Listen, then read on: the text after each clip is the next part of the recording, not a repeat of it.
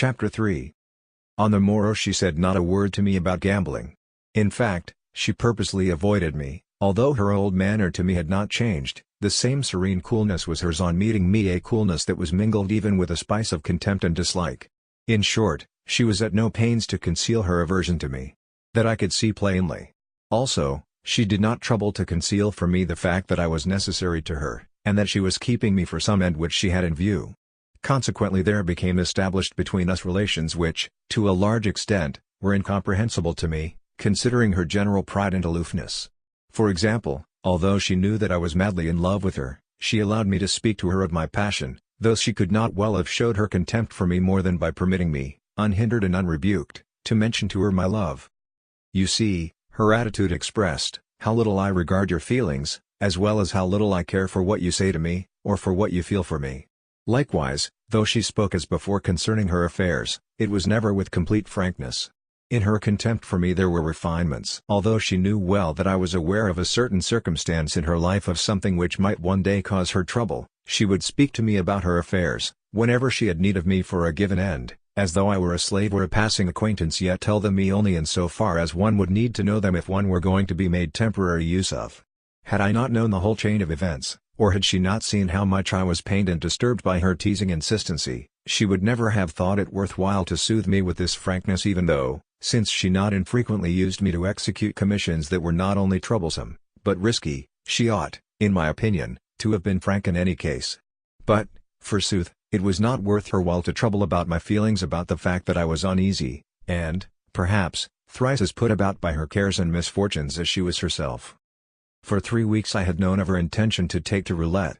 She had even warned me that she would like me to play on her behalf, since it was unbecoming for her to play in person, and, from the tone of her words I had gathered that there was something on her mind besides a mere desire to win money. As if money could matter to her.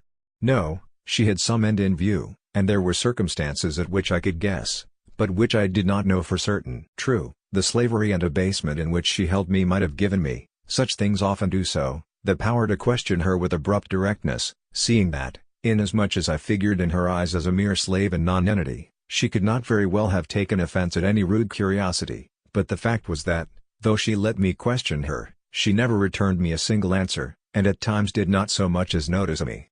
That is how matters stood. Next day there was a good deal of talk about a telegram which, 4 days ago, had been sent to St. Petersburg, but to which there had come no answer. The general was visibly disturbed and moody, for the matter concerned his mother. The Frenchman, too, was excited, and after dinner the whole party talked long and seriously together, the Frenchman's tone being extraordinarily presumptuous and offhand to everybody. It almost reminded one of the proverb, "Invite a man to your table, and soon he will place his feet upon it." Even to Polina he was brusque almost to the point of rudeness. Yet still he seemed glad to join us in our walks in the casino, or in our rides and drives about the town. I had long been aware of certain circumstances which bound the general to him. I had long been aware that in Russia they had hatched some scheme together, although I did not know whether the plot had come to anything, or whether it was still only in the stage of being talked of. Likewise I was aware, in part, of a family secret, namely, that, last year, the Frenchman had bailed the general out of debt, and given him 30,000 rubles wherewith to pay his treasury dues on retiring from the service. And now, of course, the general was in a vice, although the chief part in the affair was being played by Mlle. Blanche. Yes, of this last I had no doubt. But who was this Mlle. Blanche? It was said of her that she was a Frenchwoman of good birth who, living with her mother, possessed a colossal fortune. It was also said that she was some relation to the Marquis, but only a distant one, a cousin, or cousin german, or something of the sort.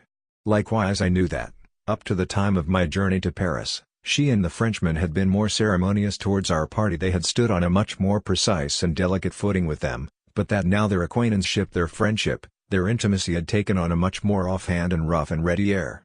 Perhaps they thought that our means were too modest for them, and, therefore, unworthy of politeness or reticence. Also, for the last 3 days I had noticed certain looks which Astley had kept throwing at Mlle. Blanche and her mother, and it had occurred to me that he must have had some previous acquaintance with the pair. I had even surmised that the Frenchman too must have met Mr. Astley before. Astley was a man so shy, reserved, and taciturn in his manner that one might have looked for anything from him. At all events the Frenchman accorded him only the slightest of greetings, and scarcely even looked at him. Certainly he did not seem to be afraid of him, which was intelligible enough.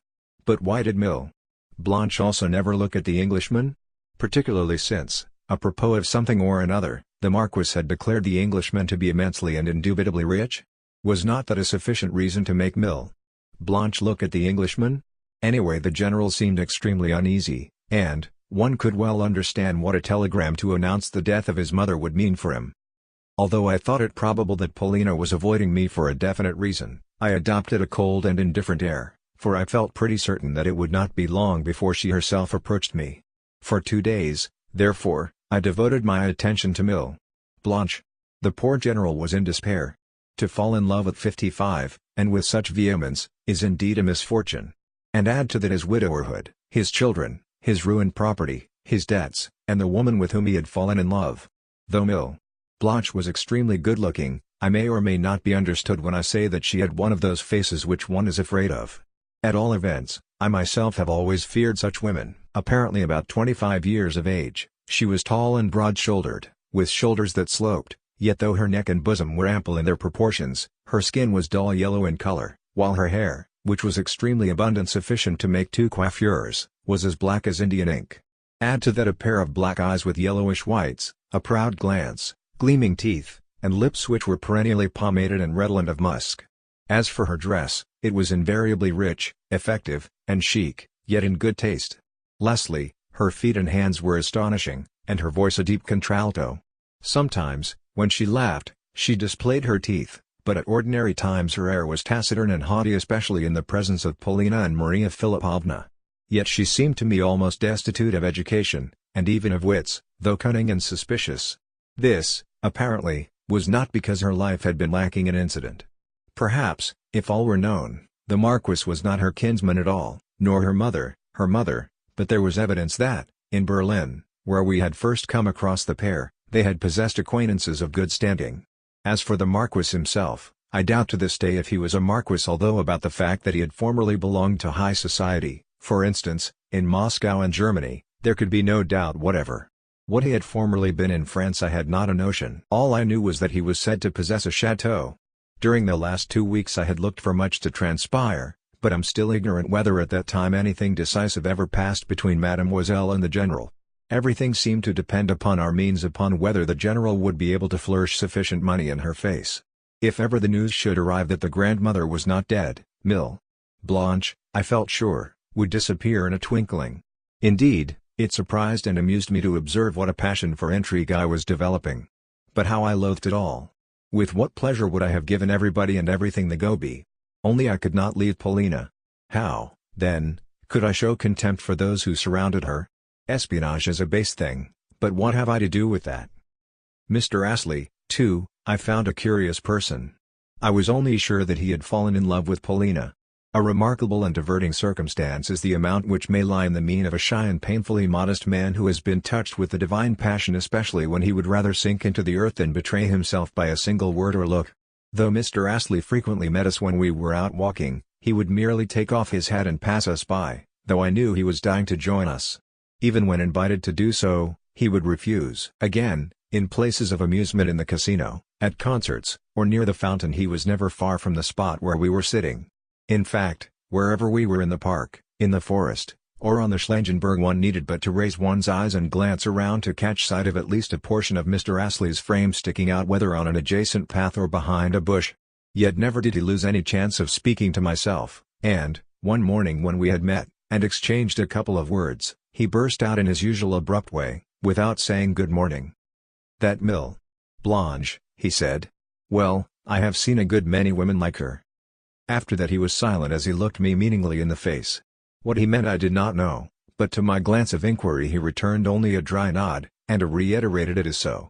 Presently, however, he resumed. "Does Mill Polina like flowers?" "I really cannot say," was my reply. "What? You cannot say?" he cried in great astonishment. "No, I have never noticed whether she does so or not," I repeated with a smile. Then I have an idea in my mind," he concluded. Lastly, with a nod, he walked away with a pleased expression on his face. The conversation had been carried on in execrable French,